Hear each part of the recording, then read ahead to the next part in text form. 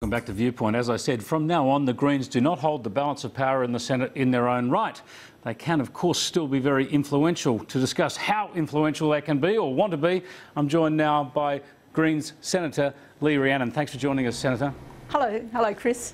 Look, I just want to start on this point that you, when you go back to Parliament, the next time the Senate sits in a week or so, you will not hold the balance of power in your own right. You can still be influential, though, of course, especially if you choose to work with the government. Do you have any intention of working with the Abbott government on any issues? Well, when you look at their policy so far, particularly with the budget, it was very ugly, very cruel. There's obviously not much scope, but we always judge legislation on its merits.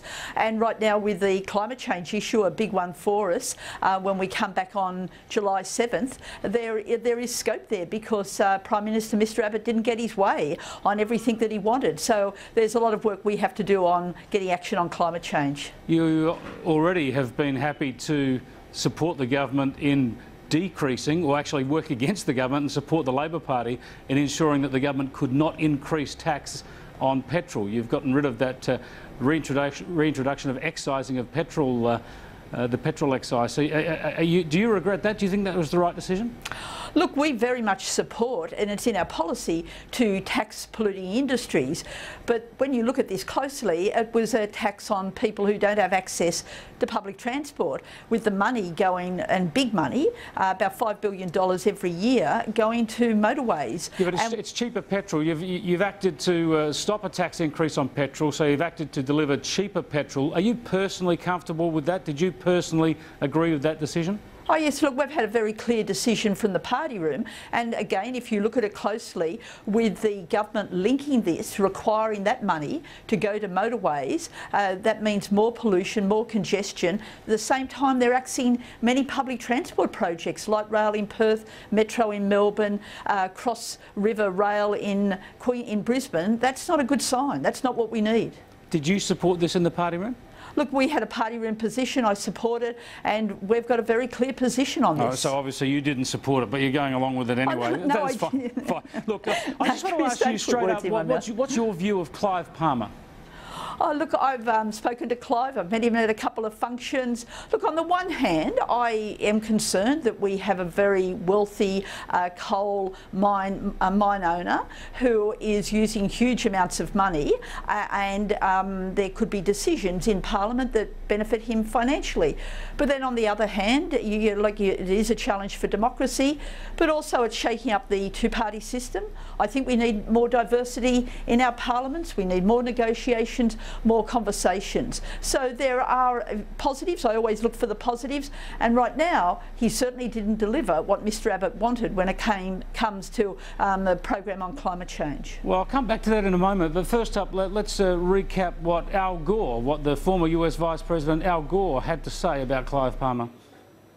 I have appreciated the opportunity I've had to meet with Clive Palmer and the discussions that I've had with him, and I congratulate him and his party on this outstanding statement that you've just heard.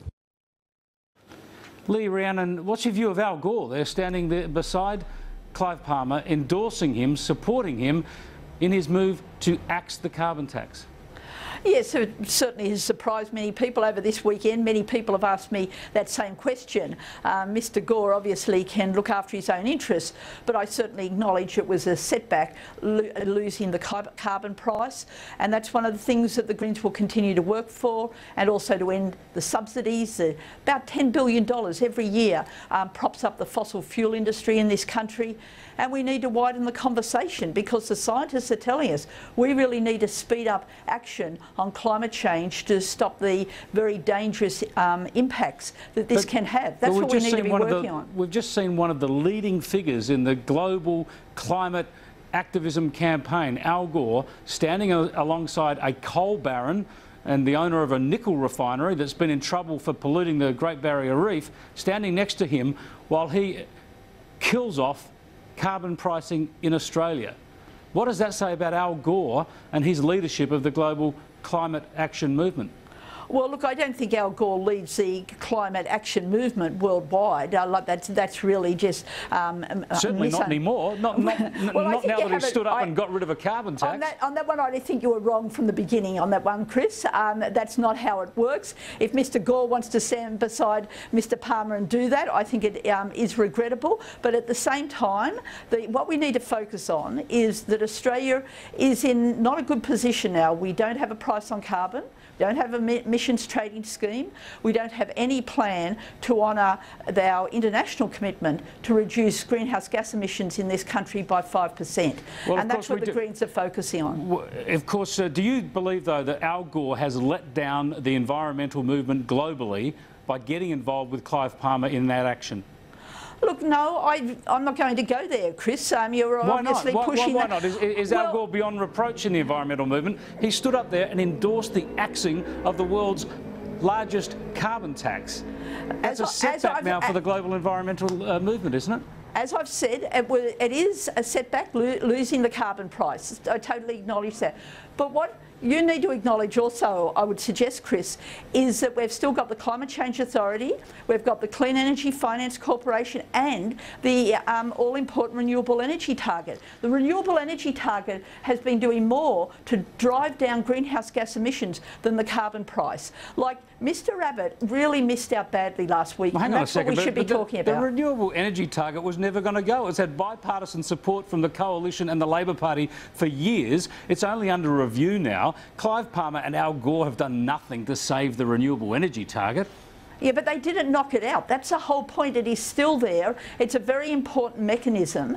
It has been doing so much to drive down. More than 1 million households across Australia now have renewable energy. Yeah, but I mean, you're scratching around to say that's something that Clive Palmer and Al Gore have delivered. What Clive Palmer and Al Gore have delivered is the axing of the world's largest carbon price. Yes, and I agree with you, that's a setback, but we're out there. We need to end the subsidies to the fossil fuel industry. There is so much we need to do. I think we need to open up the conversation, considering how urgent it is for action on climate change, for the role of governments. All right, we need governments to be looking at governments borrowing money, so we've got publicly owned renewable energy. We need to have that conversation. Well, I think that's what you got with the Clean Energy Finance Corporation. There's taxpayers subsidising clean energy there. But let me extend that conversation that you want to have. And of course, we still have a carbon price. It's not gone, and no one can really count their chickens before they're hatched. We expect that it will be axed when the Senate next sits. So you've conceded that. We'll start from that as the starting point. But of course, it hasn't actually transpired yet. The key question then is whether Tony Abbott can actually enact his direct action policy. His policy to reduce carbon emissions, to abate CO2 in Australia. Are the Greens thinking that they might support direct action?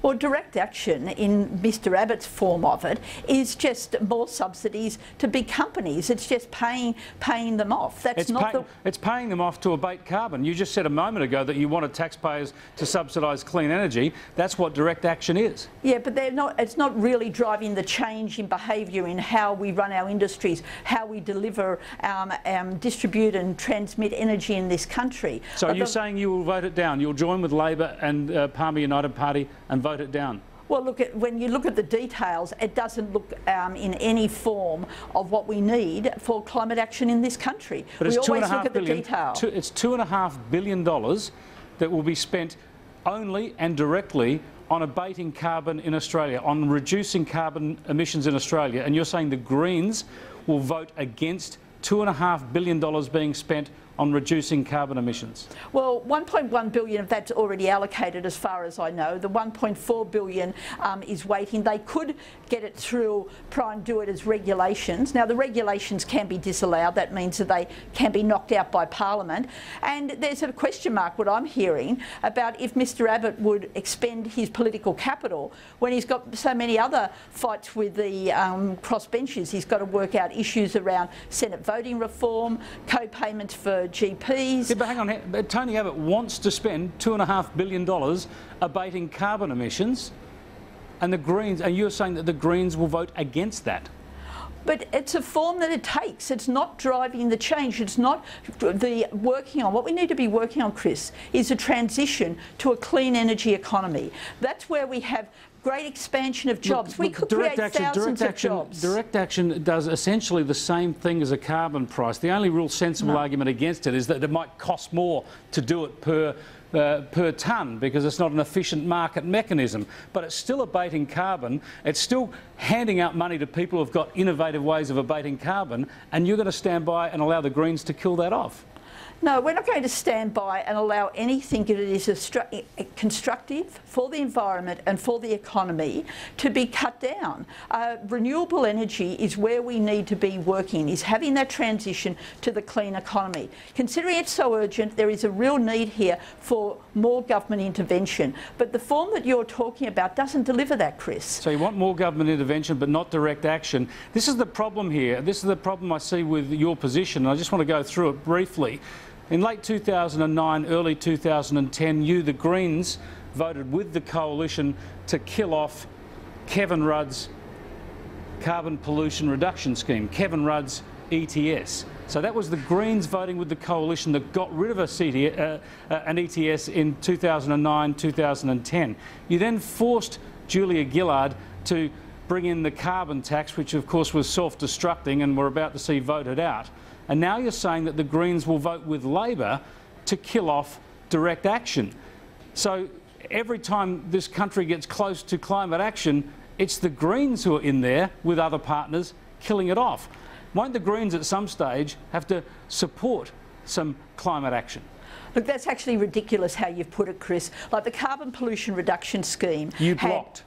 Yeah, so what's ridiculous? You killed it off with the coalition. Why we blocked it is because it was not going to deliver the reductions in greenhouse gas emissions that we needed. What it was going to do was give big handouts to the companies that were doing the polluting.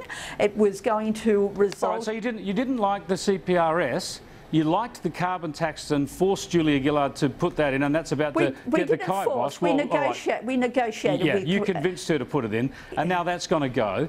And now another scheme to abate carbon is being put up, direct action, and you're going to kill that off. Shouldn't the Greens at some stage just try and bank some carbon emissions? Look, Chris, Christine Milne, the leader of the Australian Greens, has devoted so much of her time in Parliament to getting this scheme right and for action on climate change.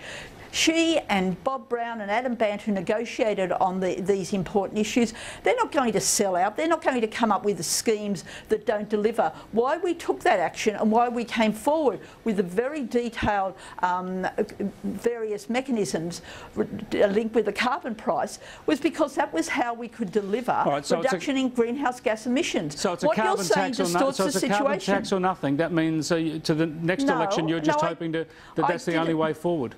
I didn't say that, Chris. What I said is now the situation is so urgent. We need to also be looking at reducing, getting rid of the subsidies of the fossil fuel industry, opening up the conversation about more government action in terms of driving the renewable energy, picking up the export contracts with renewables, expanding job opportunities. Yeah, there's so much that has to be done here, Chris. And Tony Abbott's got $2.5 billion he wants to spend in that area, and you want to stop him. Yeah, but it's not going to achieve that. It's not going to drive the jobs because it's not about renewable energy, Chris. All right, just finally, Rhiannon, are you confident and happy with Christine Milne's leadership of the Greens? Yeah, absolutely, Chris. Like, you don't believe everything you read in the media, Chris. You're wide of the mark on that one.